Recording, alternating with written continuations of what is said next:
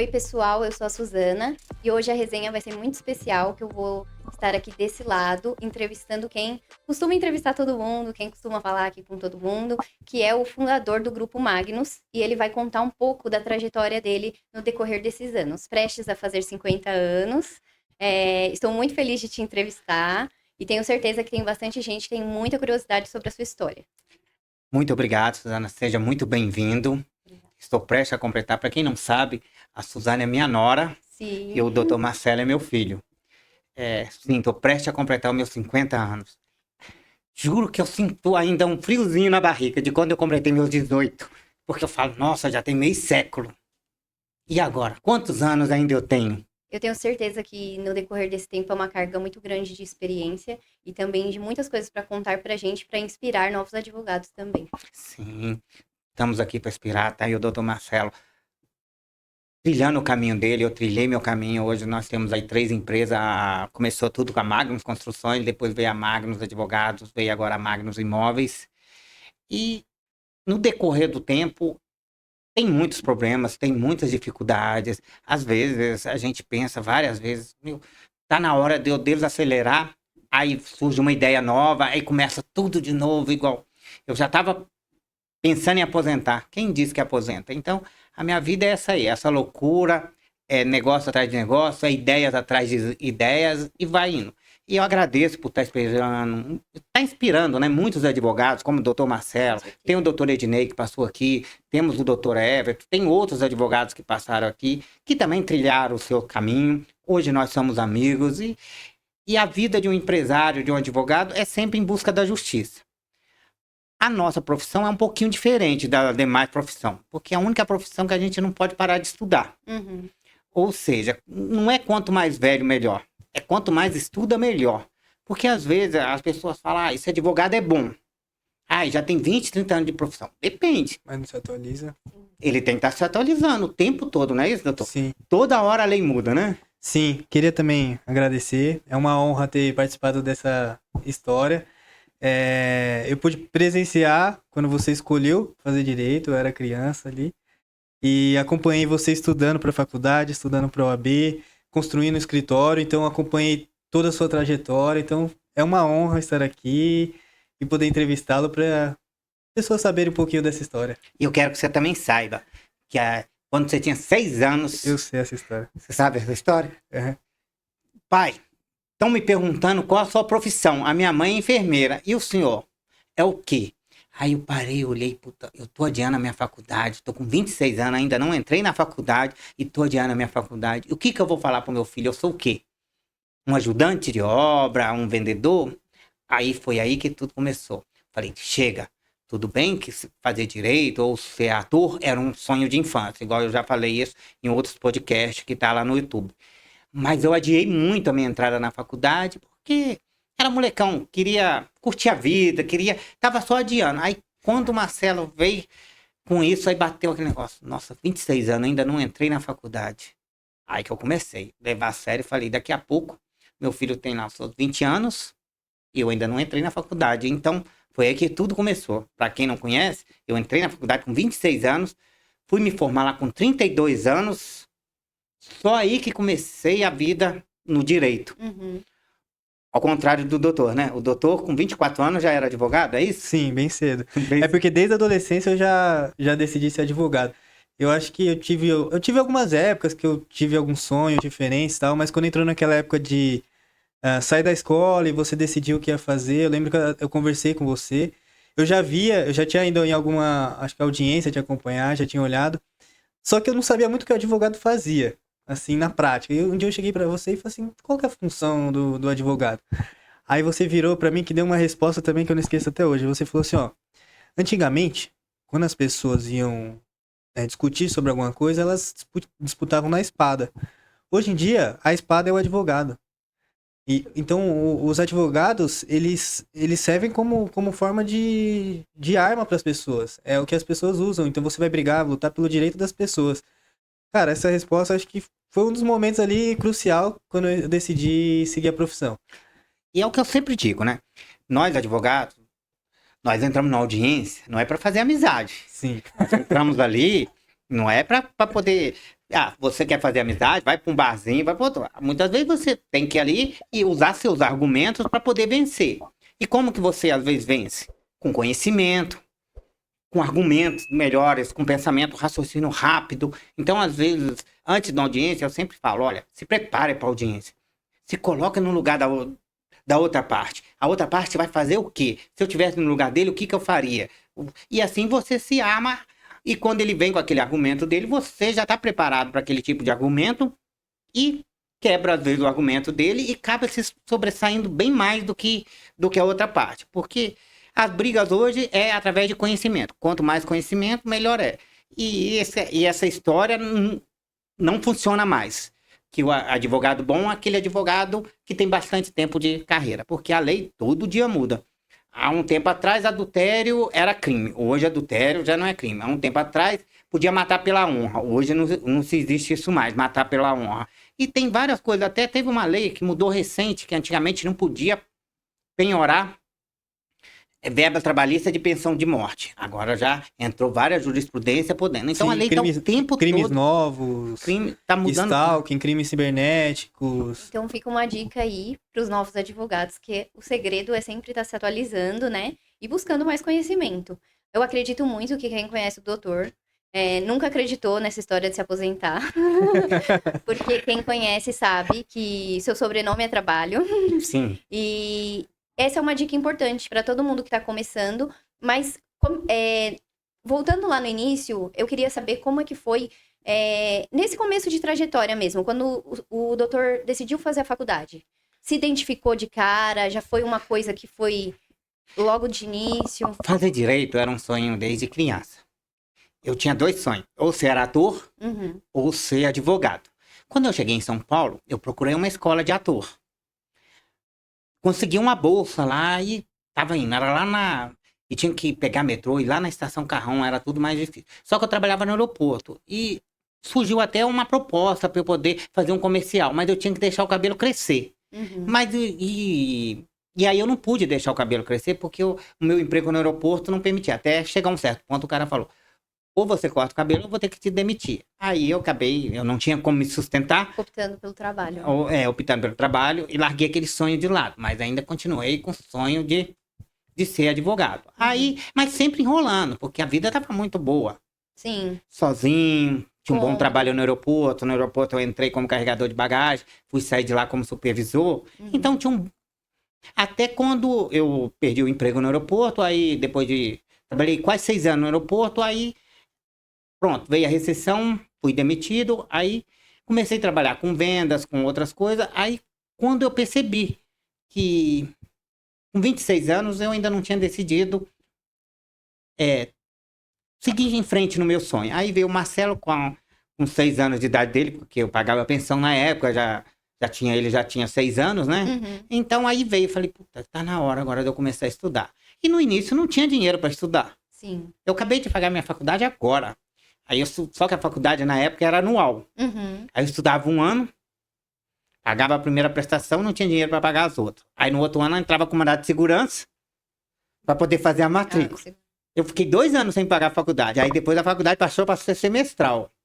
Aí eu tive que dar meu jeito. Aí quando ela passou a ser semestral, eu mudei de faculdade, estudei 6 meses aqui na Ibirapuera, depois voltei para a mesma faculdade que eu estava e aquela dívida dos 2 anos foi enrolando. Até, se tiver, uns 8 anos que eu acabei de pagar ela. Então, e assim foi indo. Então, antigamente a faculdade era muito cara, não é igual hoje. Hoje a faculdade é fácil de pagar, qualquer um é capaz de pagar. Naquela época a faculdade era muito cara.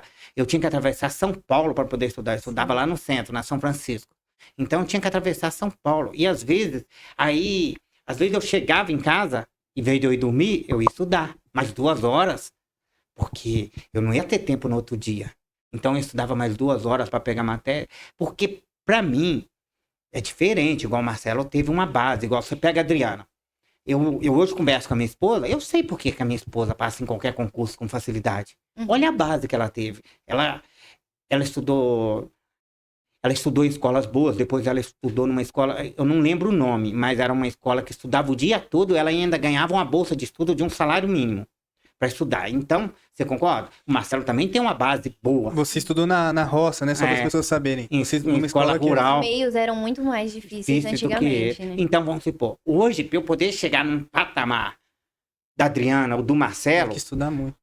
eu tenho que estudar muito mais, porque foram lá, o meu período de Minas Gerais, o meu período de escola, a minha escola era muito inferior do que a do Paulista. Eu lembro que quando ia alguém de São Paulo, mesmo depois eu estudando na cidade, quando ia alguém de São Paulo para lá, o pessoal ia, tirava tudo nota 10, e às vezes era o pior aluno aqui, lá já iam aprendendo inglês, já sabiam tanta coisa, então havia uma diferença muito grande na minha base escolar. Então, sempre eu tive que estudar muito, eu sempre tive que me dedicar muito. Até a história. Aí o Marcelo sabe da história para eu passar na OAB. Você lembra? Sim. Não, essa fase eu lembro muito bem, porque assim, você fala mais ou menos quando você tinha ali 26 anos, e aí você começou a estudar. Eu lembro que meu pai trabalhava muito, tinha até uma frase do Muricy, que você falava, quer trabalho, meu filho. Eu uso muito essa frase Você usa até hoje. E essa época ele me buscava no final de semana e você saiu de uma empresa que era do ramo de obras, acho que você começou lá como contador, depois você subiu para vendedor até supervisor de obra, e depois você saiu dessa empresa e montou a sua.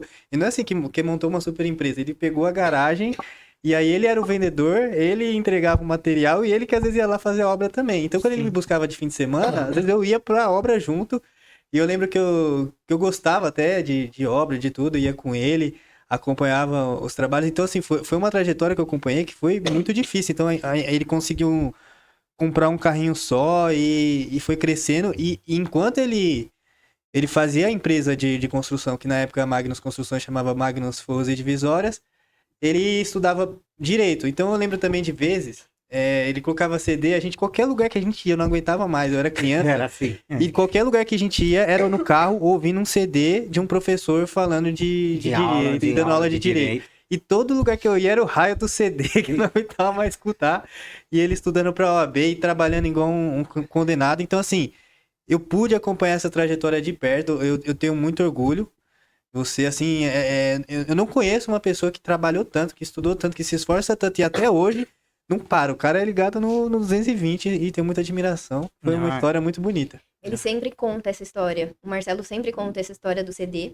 E é uma questão para levantar aqui também nessa conversa sobre a tecnologia. Porque ao mesmo tempo que ela ajudou muito, é igual você falou sobre a facilidade que as pessoas têm hoje em dia de correr atrás de tudo, porque tá muito mais acessível para todo mundo.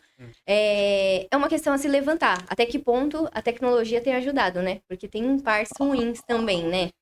Hoje em dia, ao mesmo tempo que é tudo mais fácil, as pessoas estão indo pelos caminhos mais fáceis e acabam não tendo esse aprendizado mesmo, né? Por conta da tecnologia. Suzana, é uma coisa que eu falo muito. A gente tem que estar sempre se adaptando às mudanças. Quando veio a pandemia, todo mundo entrou em desespero. Eu não tenho. Quando eu olhei aquilo, eu peguei e falei, eu tenho que se adaptar. Como que eu vou fazer nisso?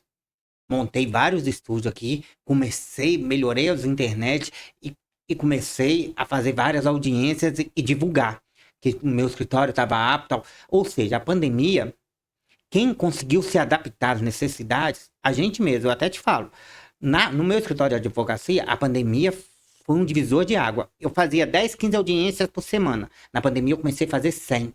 Porque todo mundo procurava meu escritório estava apto, eu informava para os juízes e ainda falava que as empresas que não tiver apta, eu também disponibilizava a sala para elas. Então, ali eu consegui me adaptar à pandemia e deu muito certo a tecnologia. Eu amo a tecnologia. Até o próprio chat GPT.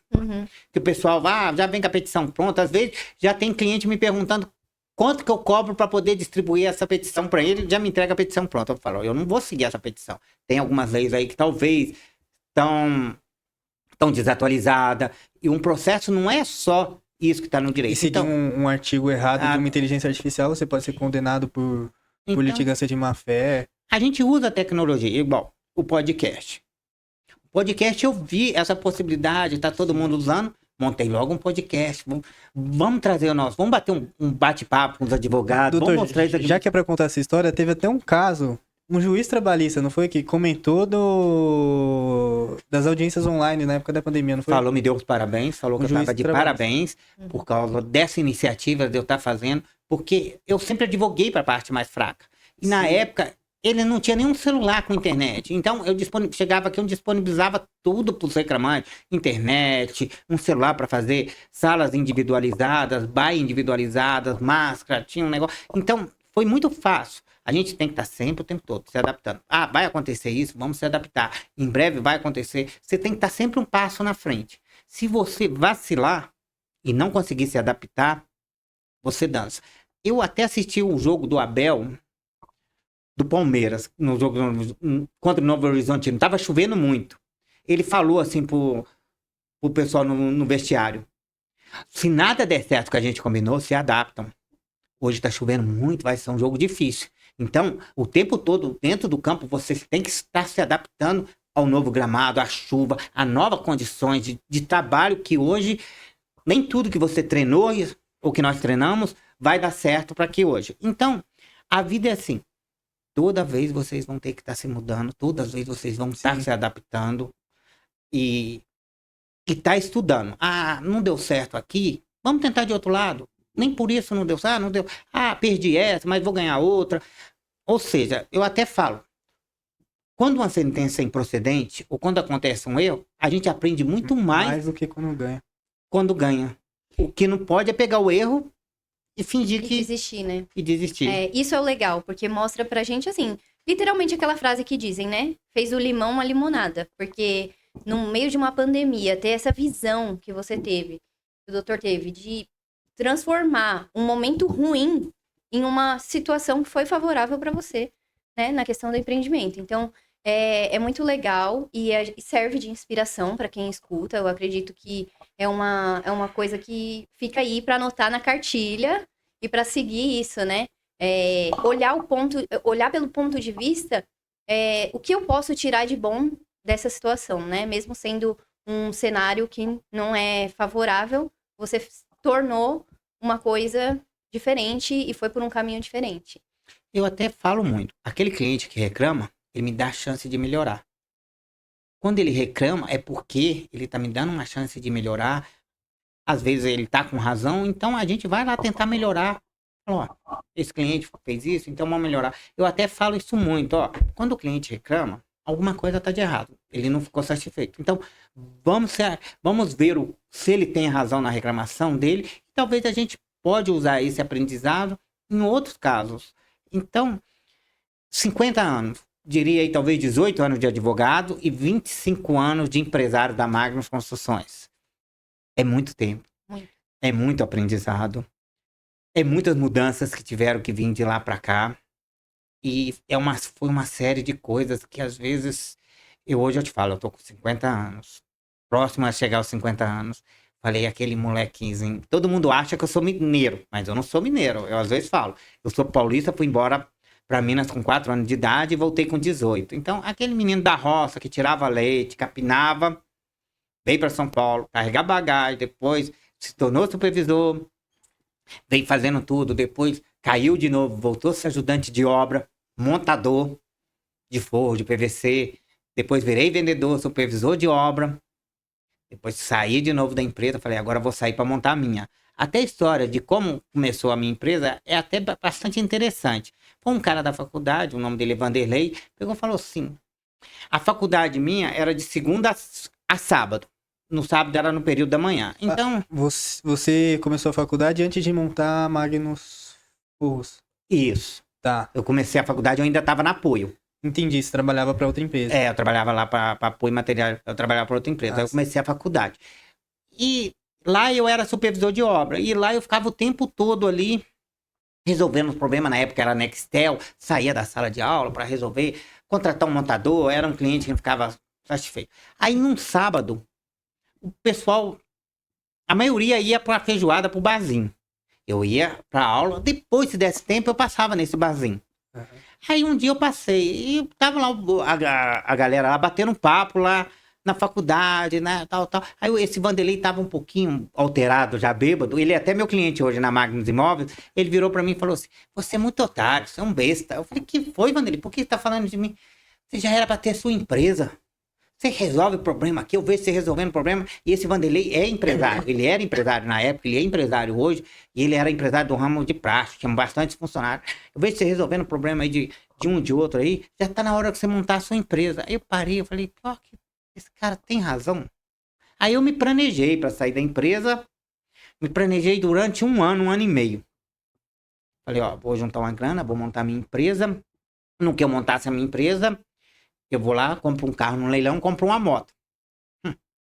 Comprei o carro, comprei a moto no leilão e abri a empresa, fiz lá um panfletozinho. A moto, com a semana, meteram o revólver e levaram a moto embora. Caraca. Eu falei, como é que eu vou visitar os clientes agora? Entendeu? E a moto até roubaram na frente da casa do Marcelo, na época que ele morava ali na Santa Úrsula. Aí eu falei, e agora? Como é que eu vou? Caramba, logo de cara. E a empresa doida que eu voltasse. Falei, não, eu vou seguir em frente. Aí peguei a minha Chevy 500, comprei a Chevy 500 no leilão. Aí eu ia pro metrô, parava lá no metrô e ia pra Paulista, ia pros lugares. Por quê? Pra poder ver. Eu precisava vender rápido. Eu não podia plantar hoje pra poder colher daqui 6 meses, 1 ano. Então, como que eu ia vender rápido? Eu tava comprando panfletozinho e com cartão. Aonde eu via essas caçambas de entulho, eu parava.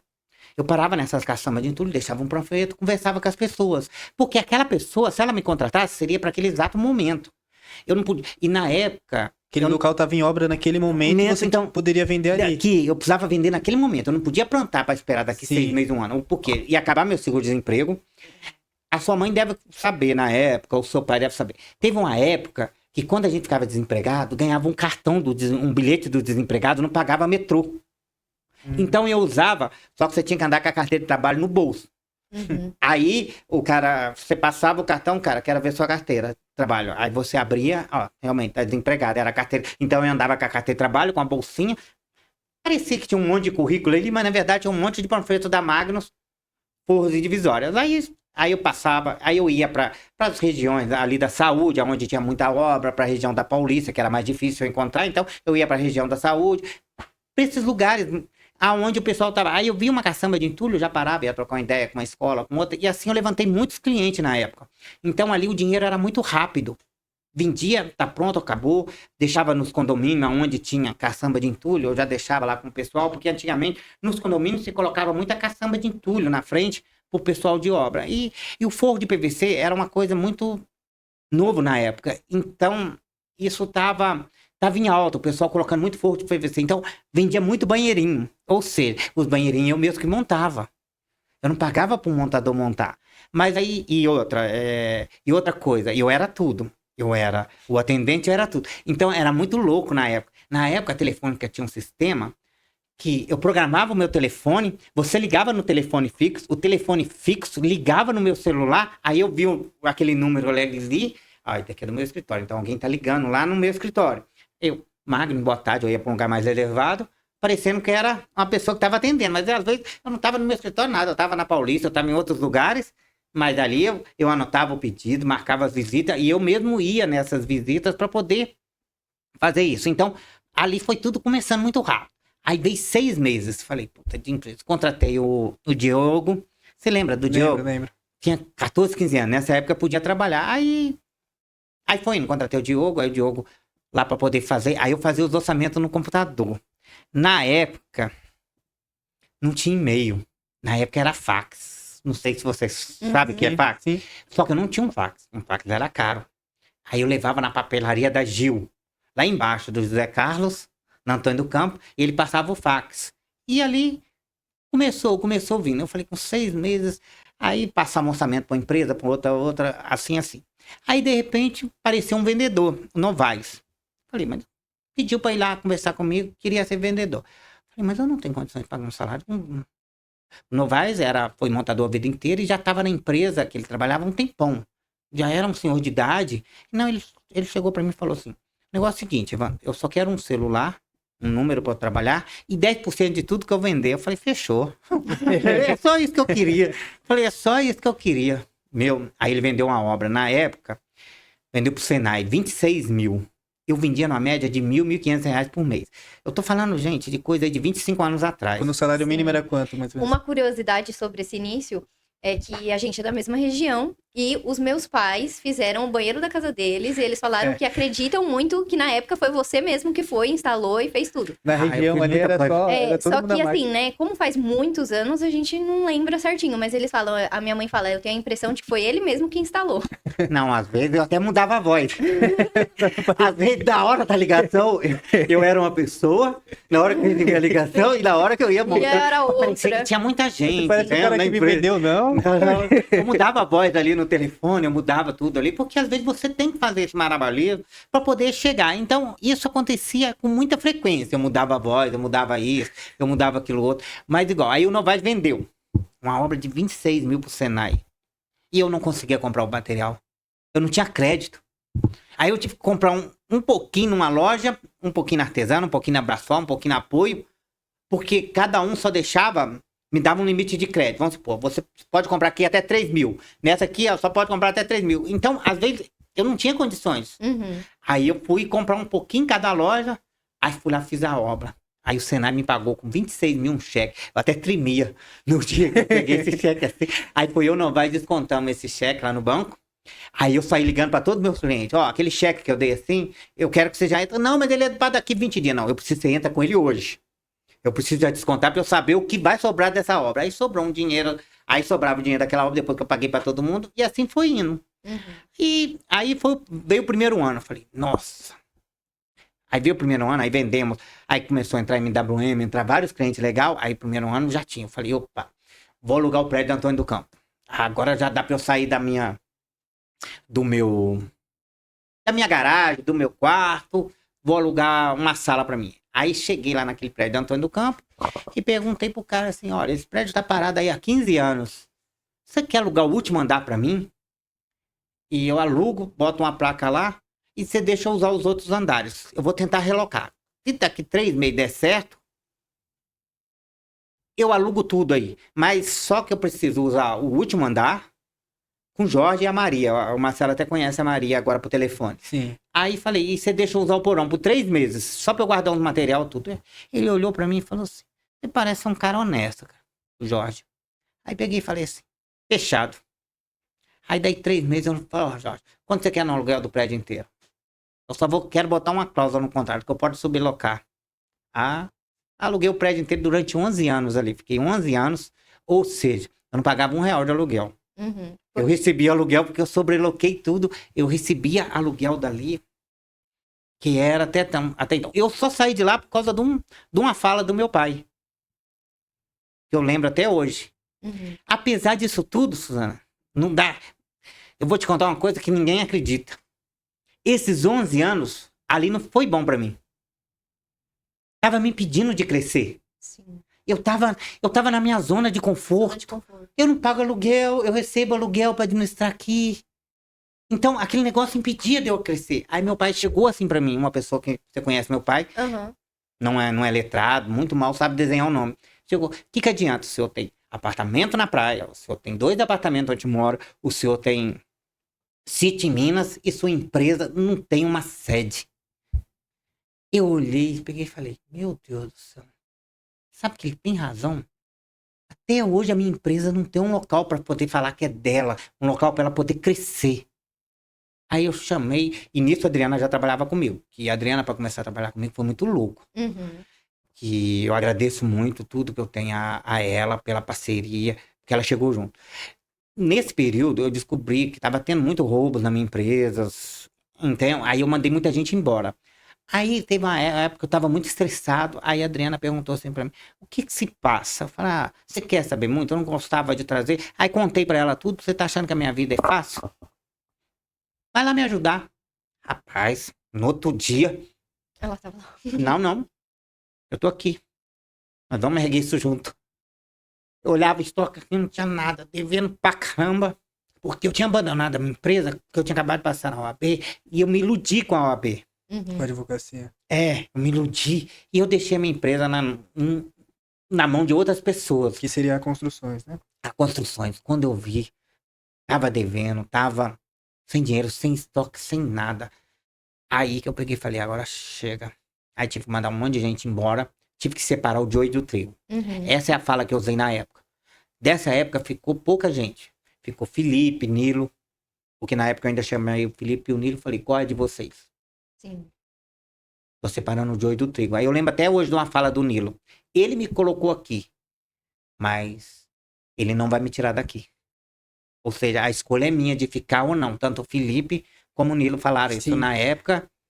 Só para contextualizar, então tinham pessoas roubando, muitas pessoas próximas ao meu pai roubando a empresa, e alguns funcionários honestos entregaram essas pessoas que estavam roubando. Então, nesse momento, ele teve que repartir a empresa inteira e para ver quem que estava roubando e quem era honesto da história. E essa fase, eu lembro assim, eu era criança e meu pai, eu chegava nele, ele estava muito mal mesmo. Foi a pior. Ele achava que ia acabar tudo, que ia falir. Ele tava muito mal mesmo nessa época, eu lembro. Foi algo que mexeu muito com ele, porque assim, não foi só o rombo financeiro, mas foi Quem fez? A Quem confiança fez, ali. é. Então foi um momento bem difícil mesmo. Foi aonde eu. Aí eu fui me erguendo, a Adriana me ajudou a erguer. A Adriana chegou lá, eu não sei nada e eu quero aprender tudo.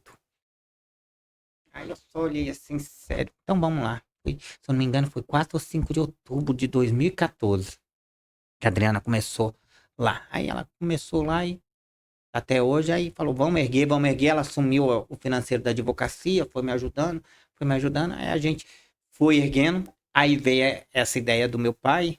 Não foi nem em 2014, porque 2014 foi quando eu comprei aqui. Eu não lembro a data, se foi 2011 ou 2012.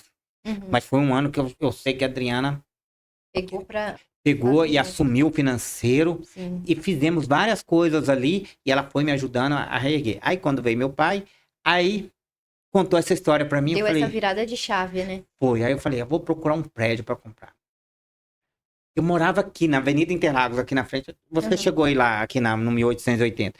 Aí eu vim, olhei isso aqui, gostei muito, liguei pra imobiliária. Aí falei, ó, eu tenho uns bens aqui, tal, e eu gostaria de dar uma olhada pra poder ou alugar ou comprar esse imóvel. Ah, o dono falou, o dono lá só vende à vista. E não me deu papo, não. Não me deu papo. Aí eu falei, tá bom. Falei, não vai rolar. Aí eu liguei pra outra imobiliária que tem. Aí depois a Adriana falou, vamos tentar ligar pra outra imobiliária que tem a placa lá também. Eu liguei pra outra imobiliária, Valverde. Quando dá certo eu vou falar o nome. Só não vou falar o nome quando a imobiliária é ruim. Aí eu liguei pra Valverde, na época era uma imobiliária. Aí o que aconteceu? Ela veio uma mulher. E por coincidência, essa mulher tinha ido no meu casamento, eu acredito. Ela era prima da Adriana, de 2º ou 3º grau. Mas eu não a conhecia, eu não lembrava quem era. Trabalhava na imobiliária, essa mulher. Eu não lembrava quem era. Ela é dona da imobiliária. Eu não lembrava dela em momento nenhum. Ela não se apresentou em momento nenhum, ela não contou. Porque no início, quem olhou foi só eu. O imóvel, tal. Aí eu olhei, a Adriana não viu ela. No início. Aí eu olhei e falei, queria alugar, porque para poder crescer, porque eu tentei comprar e a outra imobiliária falou assim, não, eu conheço o dono. Qual a sua proposta? Eu falei, eu tenho uma proposta. O imóvel aqui custava 1.400.000. Na época, 1.400.000. Falei, a proposta que eu tenho é o seguinte, eu tenho uns imóveis, eu preciso de 90 dias para poder vender, para poder fazer um dinheiro e dar um dinheiro e financiar o restante. Ela falou, eu vou marcar uma reunião com o dono. Aí marcou uma reunião com o dono na imobiliária dela. Quando eu cheguei, pensa num homem chique, cheio de ouro, bonito, fala bonito. E eu levei a Adriana junto. Aí a Adriana falou, nossa, ela é minha prima. Aí eu falei, mas a Adriana também ficou ali na hora. Aí esse homem veio, conversou comigo, tal. Ele olhou pra mim assim, pegou e falou assim, qual é a sua proposta? Eu falei, minha proposta é a seguinte, eu te dou 50 mil hoje e preciso de 90 dias para apurar o restante do dinheiro. E eu tenho um apartamento, eu preciso que você pegue ele, um apartamento sobrando aqui porque aqui na Avenida Interlagos, na época, eu investia muito em imóveis, então, aí eu falei, eu tenho um apartamento, eu tenho esse apartamento na praia, tenho um sítio, eu preciso vender. Ele falou, o apartamento daqui eu pego. E aí a Liliane, depois ela administra o apartamento, o da praia você vende, o seu sítio em Minas você vende e junto. Então, eu preciso de 90 dias para apurar o dinheiro. Durante esses 90 dias, o senhor não pode vender o imóvel para ninguém. Eu vou te dar 50 mil, pode fazer um contrato. Se eu não arrumar o dinheiro dentro desses 90 dias, eu perco o dinheiro. Os 50 mil de sinal. Ele falou, tudo bem, tá aqui a chave, vamos fazer o contrato. Eu falei, não quero chave. Eu só vou entrar no imóvel depois que eu te pagar ele todo. Aí veio. Aí ele falou, mas eu não vou te dar 90 dias, eu vou te dar 120. Gostei do senhor, vou te dar 120. Tocou na minha mão, fez lá o contrato, assim, não. Meu, não conseguia nenhum financiamento para esse imóvel. Na época, ele tava com... Ele não estava legalizado e os bancos não queriam financiar e não financiou, porque Não era um aprovavam. galpão... Porque ele não era nem galpão e nem era uma construção. Não consegui. Aí vendi o sítio de Minas rapidinho, vendi o apartamento da praia e juntei uma parte de dinheiro. Ainda faltava lá uns 500 mil na época. Faltou uns 500 mil. Falei, meu Deus do céu, vou perder meus 50 mil não arrumar. E não arrumei. Não deu certo. Ah, mas só que como eu sempre tive muito nome limpo, e a Magno Construções sempre teve muito nome limpo na época, fazia muitas obras, aí eu cheguei no banco, peguei. Consegui lá uns 500 mil com o banco, peguei de um de outro. Ou seja, só que quando você pega um capital de giro no banco, você não consegue financiar para 10, 20 anos. No máximo você consegue ler 48 meses ou 50 meses. Aí peguei esse dinheiro, eu pagava uma prestação no início de 40 e poucos mil. Eu, Adriano, apertado pra caramba, a gente exprimia das tripas o coração, segurava ali para poder pagar essa prestação. Então, aí conseguimos pagar a prestação. Pagamos lá, comprei o imóvel, fiz uma festa, você lembra da festa? Entramos aqui, comprei o imóvel.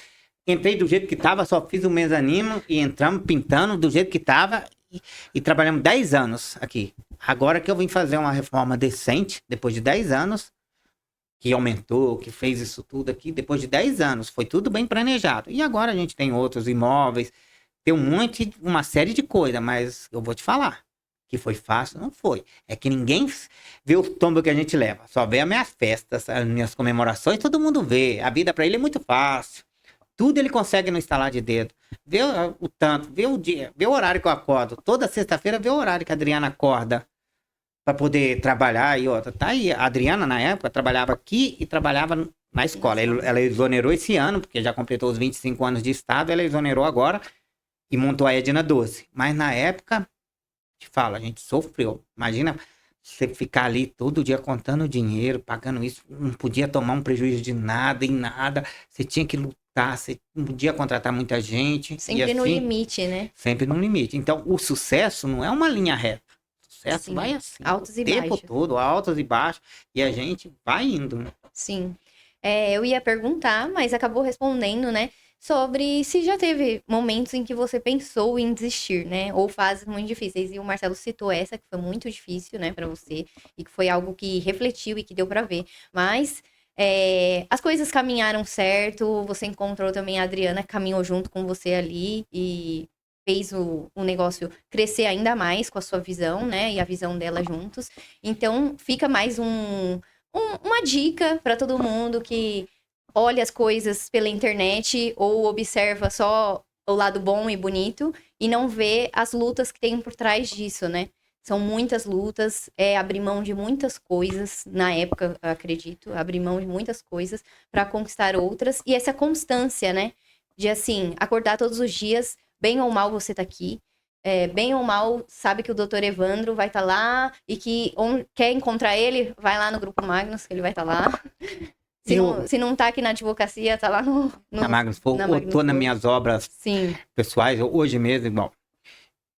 Eu uso muito o que o rei Salomão fala. Eu sou muito fã da Bíblia, sou muito fã do rei Davi, que Sim. tem, e sou fã também do rei Salomão, que é o rei.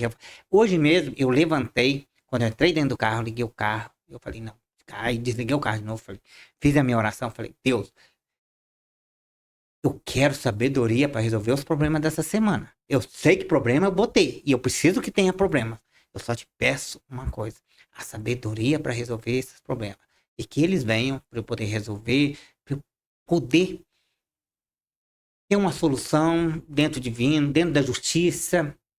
Nada de dar prejuízo para ninguém, nada de prejudicar ninguém. Eu sou um advogado, sou um empresário. E a minha maior satisfação, quando chega assim no dia do pagamento, eu pagar todo mundo. Ou seja, quando eu olho assim, no dia do pagamento, ou quando eu vejo alguma coisa assim, pego e falo, nossa, sou responsável de tantas famílias.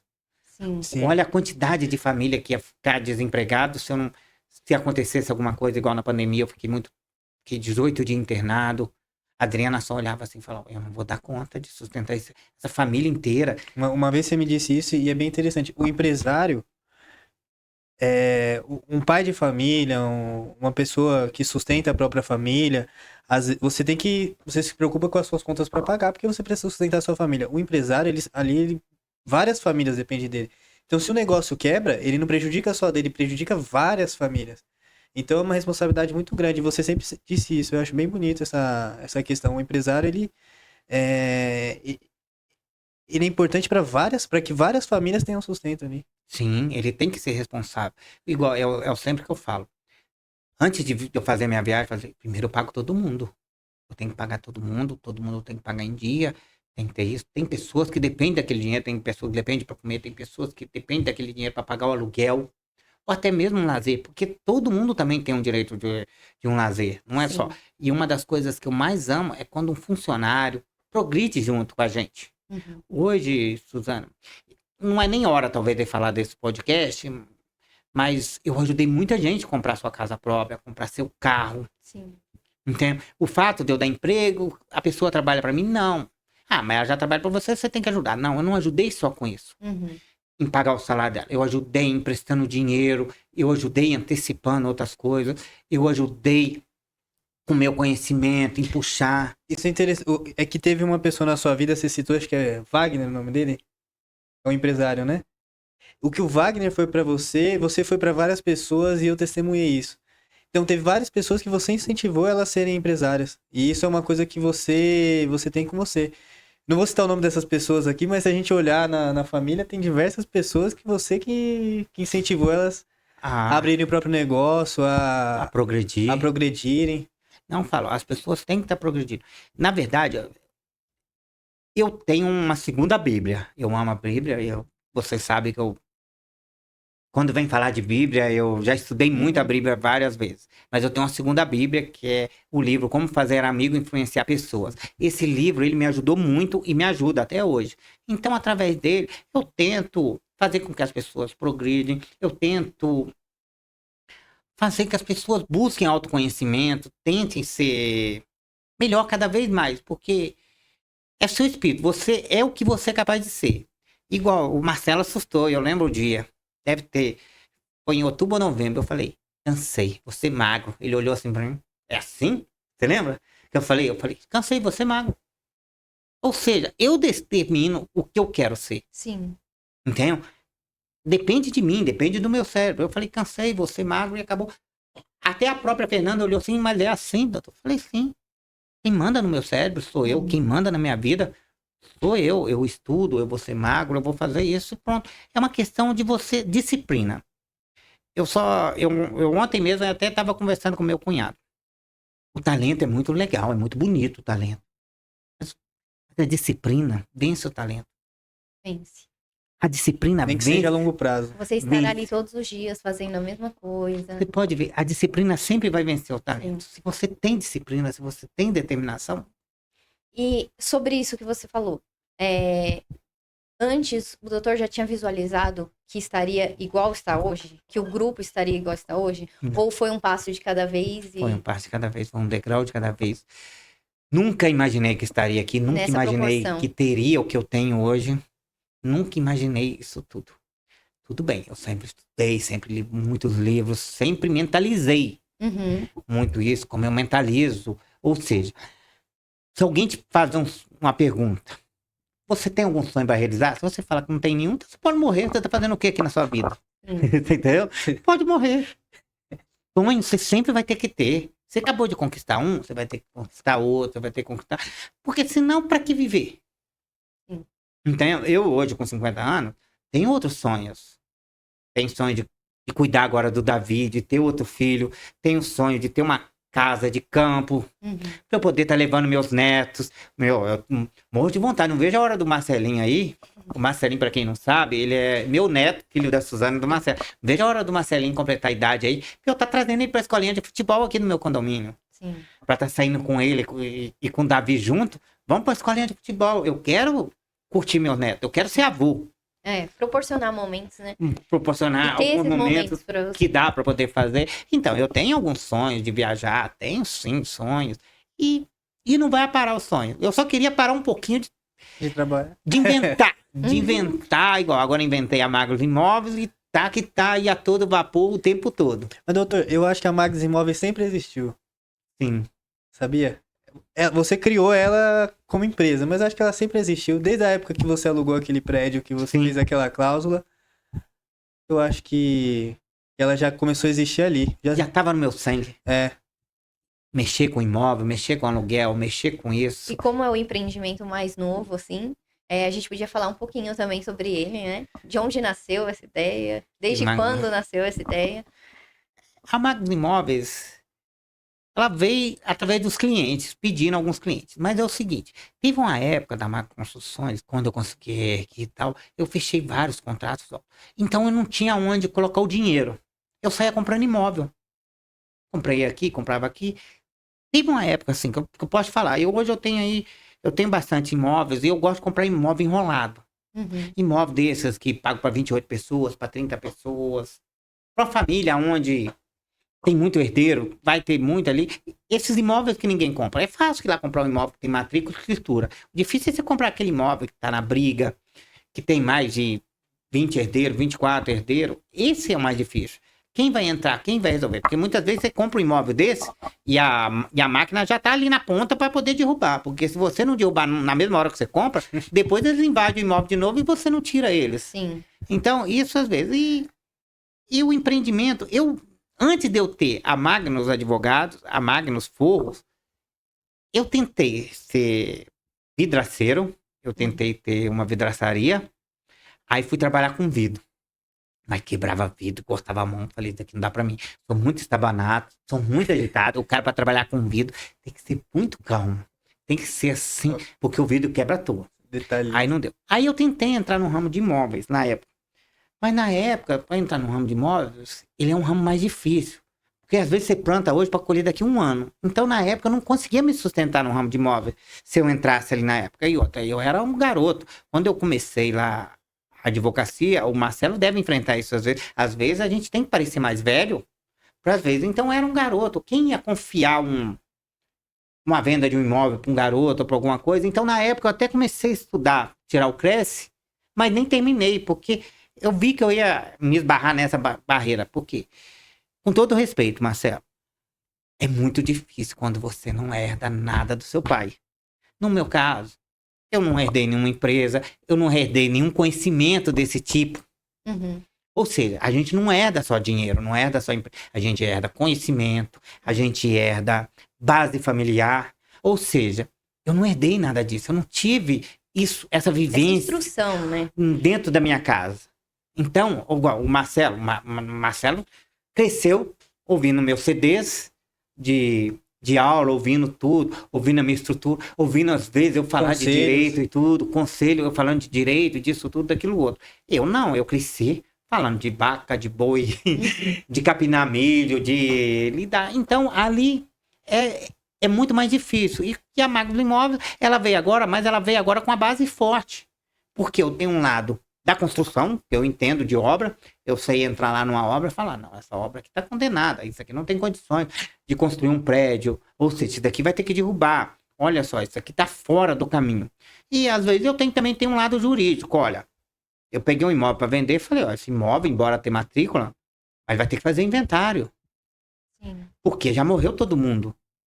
Ah, mas eu tenho aqui, não, você tem uma procuração, mas a sua procuração, ela deixou de ter validade quando a pessoa morreu. Como você vai representar com a procuração pessoal? Muita gente não sabe disso.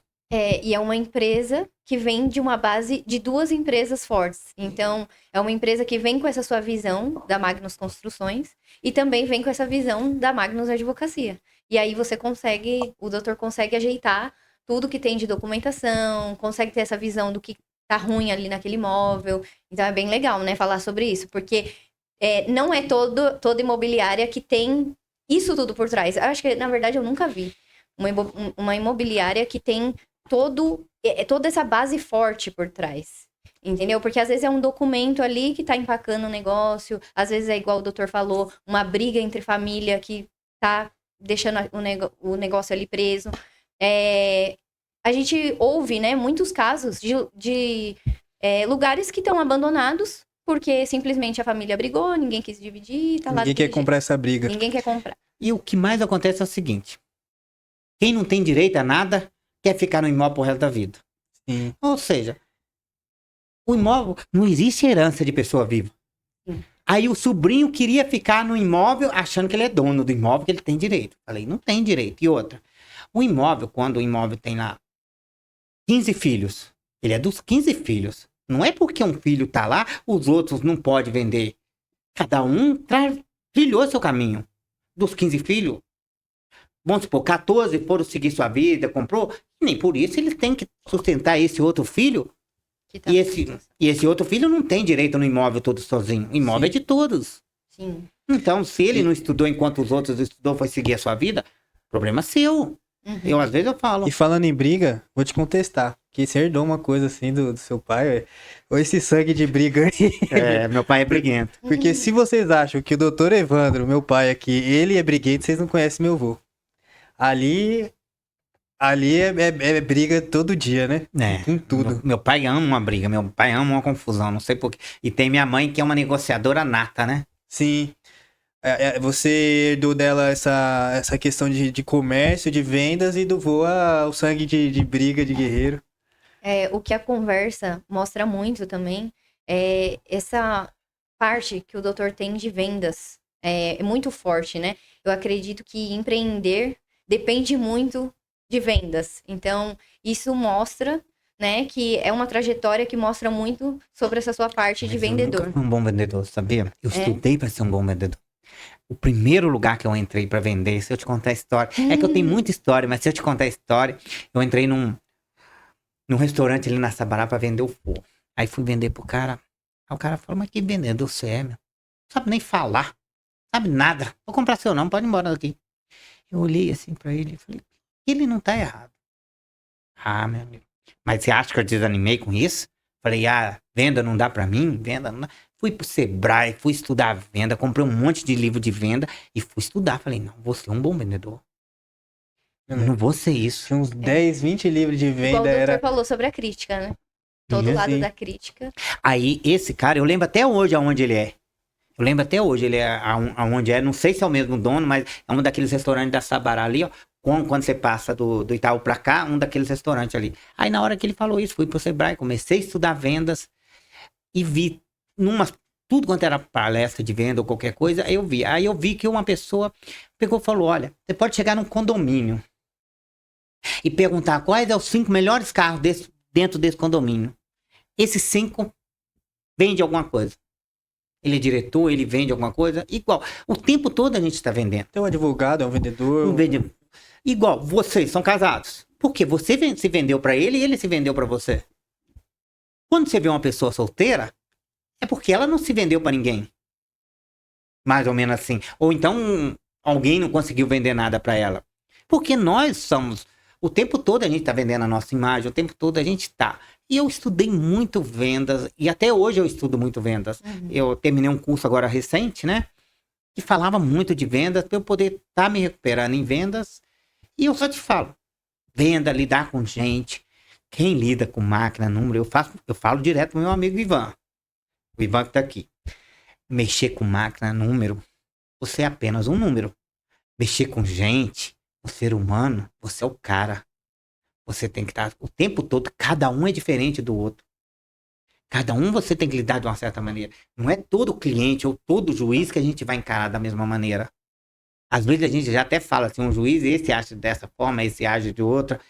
Um cliente age de uma forma, outro cliente, igual a gente pega, às vezes eu falo muito. Quando eu ponho um cliente na minha mesa, primeiro eu tento identificar qual o tipo de cliente que ele é. Que ele é um cliente que só eu ouvindo... Eu já vi você sair de uma mesa de negociação falando, esse cliente se eu ficar, a gente não vai fechar o contrato. Sim.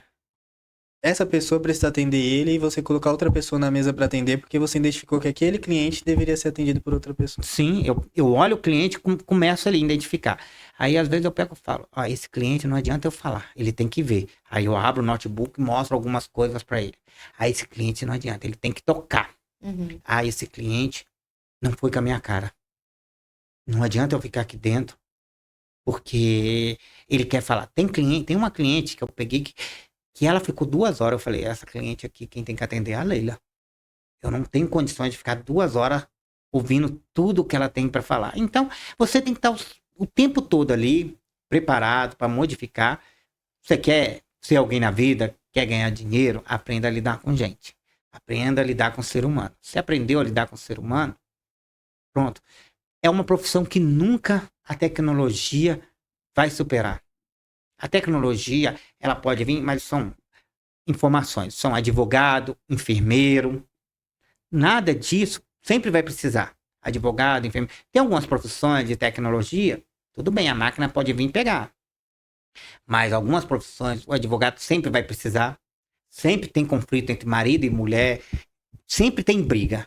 E outra, até a própria informática gera litígios. Então tem litígios hoje em dia que são gerados entre pessoas e as próprias plataformas. Os crimes hoje tá sendo tudo ali. Mesmo que os cenários mudem, né? Sempre vão ter problemas para resolver, né? Sempre novos litígios, novas brigas, só vão mudando, a gente vai se adaptando. Tá bom. Foi da hora esse bate-papo, foi muito gostoso. Foi muito bom pra... E sem roteiro, hein, pessoal? Eu tenho Não teve certeza roteiro, que não. muita gente de fora que não sabe sobre a sua vida tem muita curiosidade para saber algumas coisas. E eu acredito que foi muito legal essa conversa por isso. Tem algumas coisas que eu sei, porque o Marcelo sempre tá falando, sempre tá citando. Eu tenho certeza que foi uma grande inspiração como profissional e como pai para ele, assim como é como sogro para mim. Ao longo desses anos, como o doutor falou, o que não conta o tempo, conta o aprendizado. Mas a experiência que o doutor tem também é muito admirável. E por todos que conhecem o doutor, sabem do que eu tô falando, que a gente admira muito. E foi um prazer poder estar aqui nessa conversa, junto com o Marcelo e entrevistando o doutor. Muito obrigado mais uma vez, Suzana. Muito obrigado, doutor Marcelo. Isso aqui, não programamos nada, não seguimos nenhum roteiro.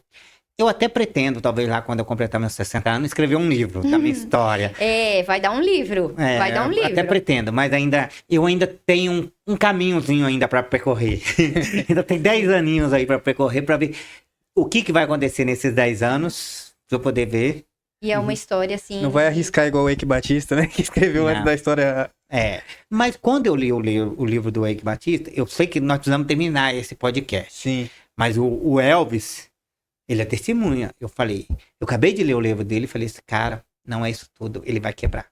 Né? Porque toda vez que ele falhava, alguém arrumava 500 mil pra ele. Então é fácil. Eu lembro quando você lê, você comenta, mas eu não gostei tanto. Eu falei, não gostei. Esse cara, ele não é isso tudo. Porque eu até falei, ele vai quebrar. Porque é o seguinte, é fácil você arriscar com o dinheiro dos outros. Vai arriscar com o seu dinheiro. É fácil você colocar o dos outros na reta, tal, vou lá fazer e tal. Vai lá você com o seu... Ou seja, nós empresários, nós arriscamos. Mas também sabemos a hora de recuar.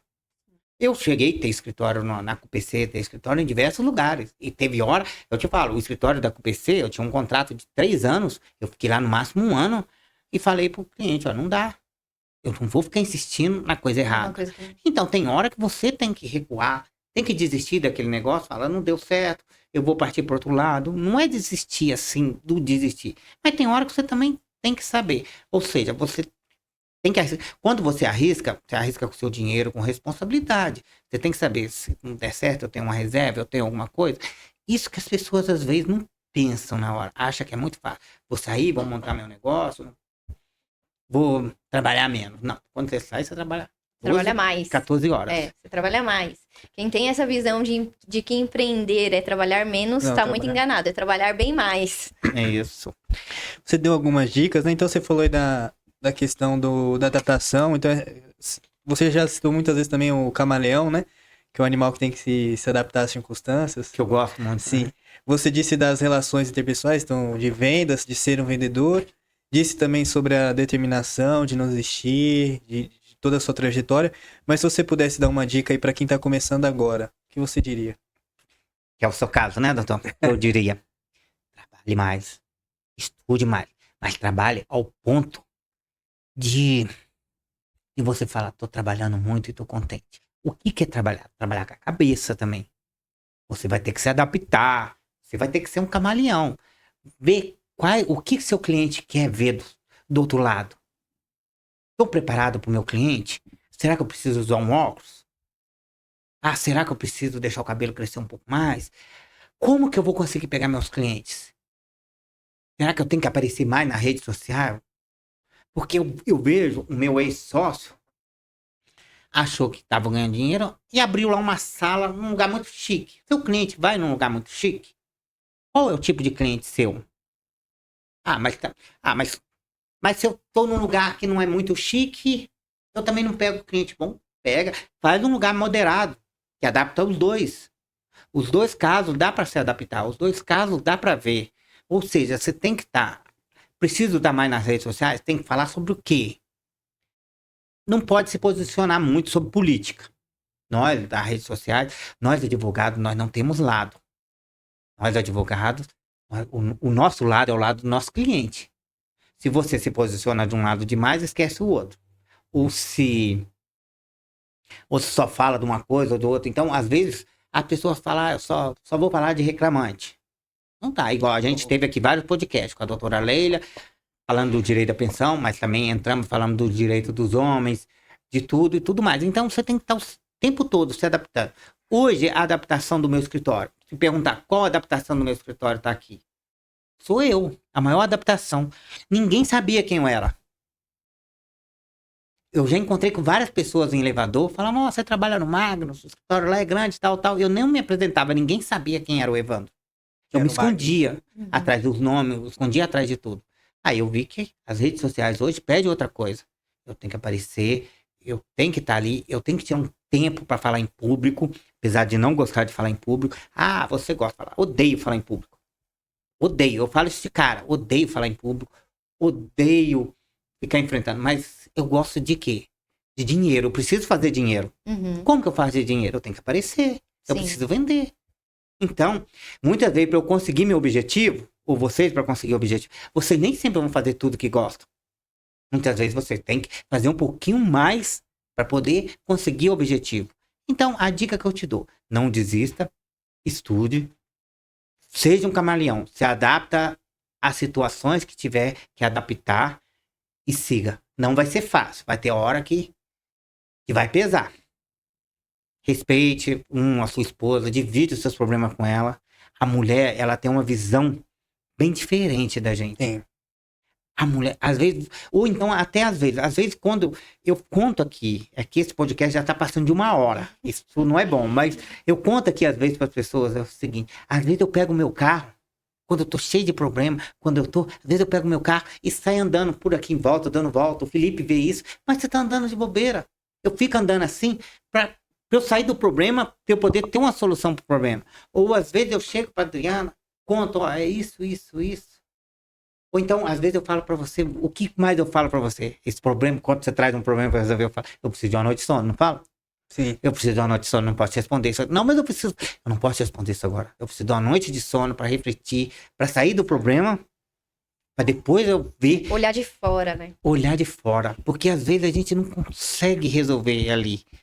Então, precisa, assim. Então, a orientação que eu te dou é isso. Não desiste, lute, seja honesto o tempo todo. E trabalhe. E não tenha vergonha de trabalhar. Se precisar trabalhar sábado, atenda cliente sábado. Se precisar ir numa sexta, num domingo, atenda, marca, faça pela internet, faça o que tem que fazer. E não fique só num hall, não. Esse ano você está se adaptando. Outro ano, você vai para outro lado, e vai tentando pegar tudo. Porque eu odiava direito de família. Mas eu estava perdendo clientes, os meus clientes trabalhistas, eu ia indicar para outro advogado, os clientes de família, aí o outro advogado pegava o cliente de família e pegava o próximo processo dele trabalhista. Ou seja, ele fazia os dois e eu não fazia os dois. Então foi aonde que eu comecei fazendo tudo. E até pretendo começar a ir embora agora, o próximo direito que eu vou entrar é o tributário. Porque eu estou perdendo clientes cíveis, clientes fortes que estão indo para o lado do tributário. E temos a reforma tributária aí, que vai vir cheio. Porque contador, com todo o respeito aos contadores, eles não trabalham pra gente. Dá pra acreditar? Eu vejo que um contador não trabalha pra mim. Um contador, ele trabalha pro governo. Ele só traz um monte de coisa lá pra eu pagar e não me traz nenhuma solução. Ó, dá pra você pagar menos aqui, dá pra você driblar a lei dentro da lei. Nós, advogados, na verdade, a gente tenta driblar a lei ou achar a melhor lei pro nosso cliente dentro da lei. Então, olha, por esse caminho dá isso, por esse outro caminho dá isso. Mas agradeço de montão esse podcast. A gente precisa encerrar, tô cheio de WhatsApp aqui. E ainda vai ter outras gravações. Sim. E a gente marca um outro dia pra falar mais da vida de vocês. Sim. Tá bom? Muito obrigado. Combinado, a honra toda nossa. Obrigada.